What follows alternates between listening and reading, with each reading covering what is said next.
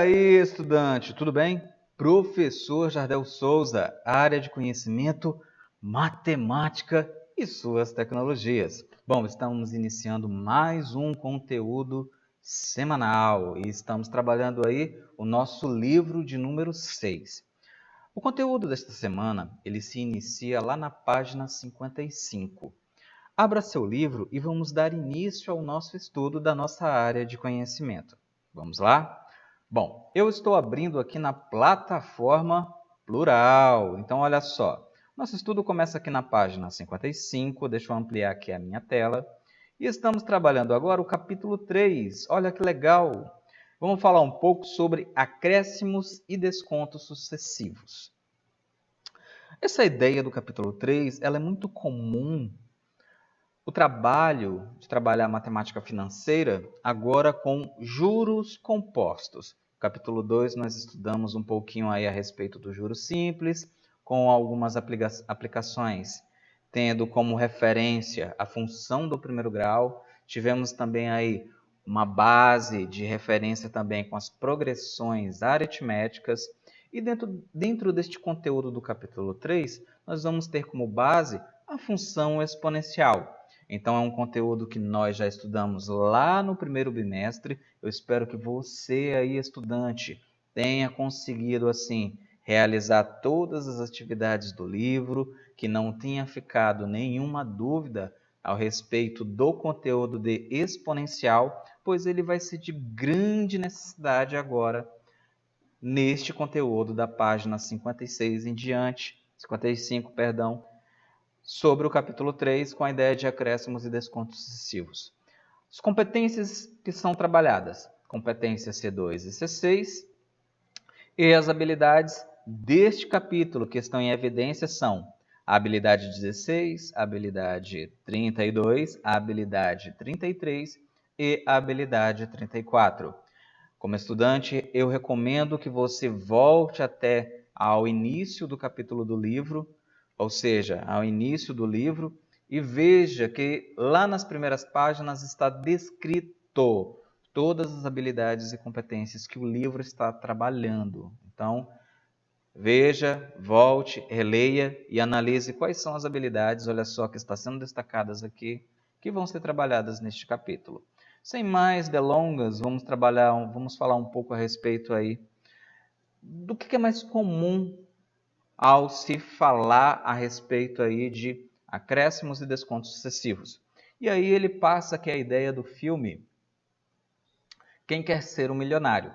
Já aviso de antemão que vou estar indicando esse filme para que vocês assistam e assim possamos ter aí um trabalho a mais a respeito do conteúdo de matemática e suas tecnologias. Quero que vocês façam uma resenha a respeito deste filme, Quem Quer Ser um Milionário. Vocês vão perceber que é um filme bem legal, bem bacana. Espero que vocês consigam captar a ideia do que é a essência de se trabalhar com a matemática financeira. Esse filme ele retrata um pouco também essa ideia, porque hoje é muito comum a ideia dos jogos, certo? Bom, e para vocês, essa ideia dos jogos, ela ajuda muito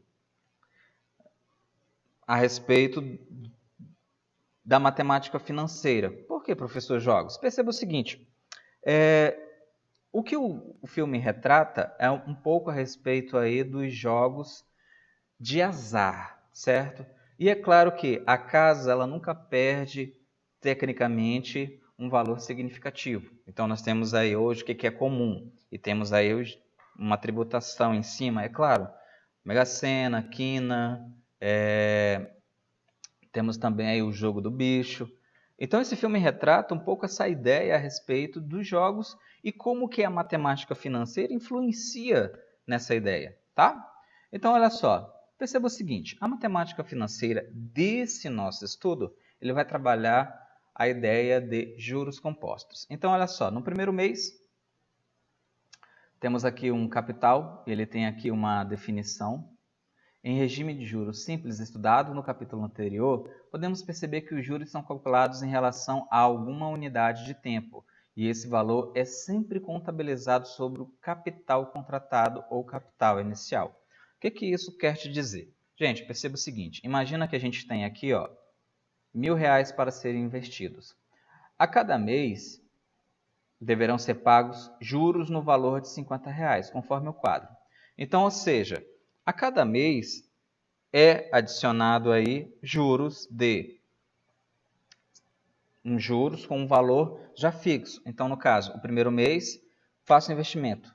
Após o primeiro mês, eu recebo aí R$50 de juros. Então, perceba aqui no quadro que eu tenho aqui, ó, 1.050. Após o segundo mês, ou seja, vai ser adicionado mais 50 em cima do valor que eu já tenho. Então, se eu já tinha 1.050 com mais 50, eu passo a ter aí, olha só, 1.100. E assim por diante. Perceba que há agora uma relação de uma função do primeiro grau. Então, perceba o seguinte, eu tenho um valor fixo, é adicionado aí a cada mês ou a cada período 50 e o N vai se referir ao valor mensal. Ok, pessoal? Bom, qual é a ideia de juros compostos? Juros compostos, pessoal, diferentemente dos juros simples, o que acontece? Vamos analisar aqui agora os 1.000 novamente. E a gente tem uma taxa aí, olha só, de 5% ao mês, após um mês, é pago aí o valor de, olha só, 1.050. Seguindo essa mesma ideia desse quadro do primeiro exemplo aqui.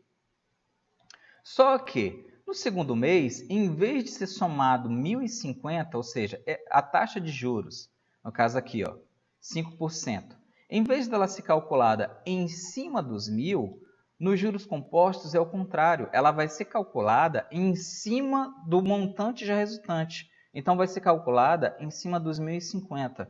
Então, olha a diferença dos juros simples para os juros compostos, certo, pessoal? Perceba o seguinte, mais adiante, nós vamos entender na prática como que se faz a ideia dos exercícios. Para vocês, eu quero que vocês decorem aqui essa fórmula.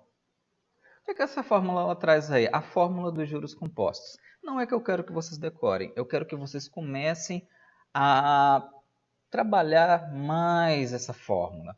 Quando for fazer os exercícios, coloca ao lado esta fórmula, tá? Porque aí vai te ajudar muito quando você estiver desenvolvendo as questões do livro, certo, pessoal? E já te prepara para o vestibular, Enem, concurso público. Então, ou seja, nós temos aqui, ó, o montante, que já é o valor final incluído o capital investido, o tempo e os juros, tá? Nós temos aqui o capital, que é o valor investido inicialmente. Temos aqui a taxa percentual, ok, pessoal?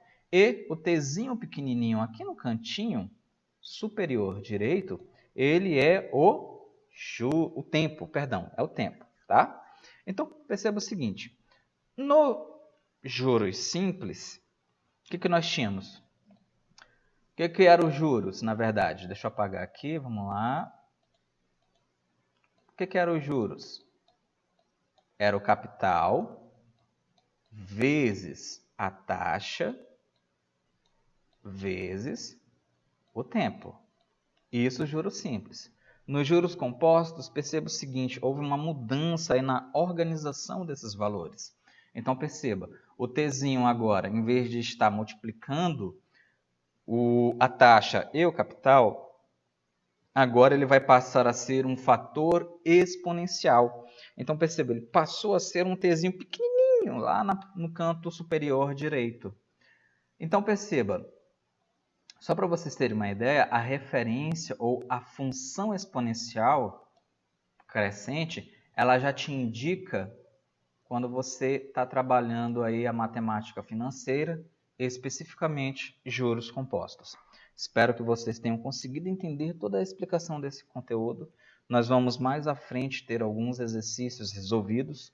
Vou estar gravando uma aula onde eu resolvo aí alguns exercícios para que vocês vejam a praticidade desse conteúdo. É claro que existe também o trabalho com logaritmos. Espero que vocês tenham conseguido internalizar essas questões, pessoal. Por favor. Em alguns momentos, Quando que eu vou ter uma aplicação do uso do logaritmo? Quando eu precisar encontrar aqui, ó, o tempo de um investimento.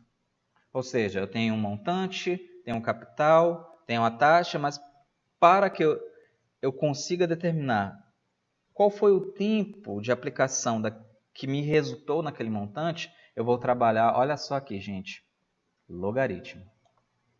Ok, pessoal? No mais é isso. Agora nós vamos ter aqui os exercícios, tá? Estou indicando que vocês façam aí os exercícios lá da página 59, página 60, 61,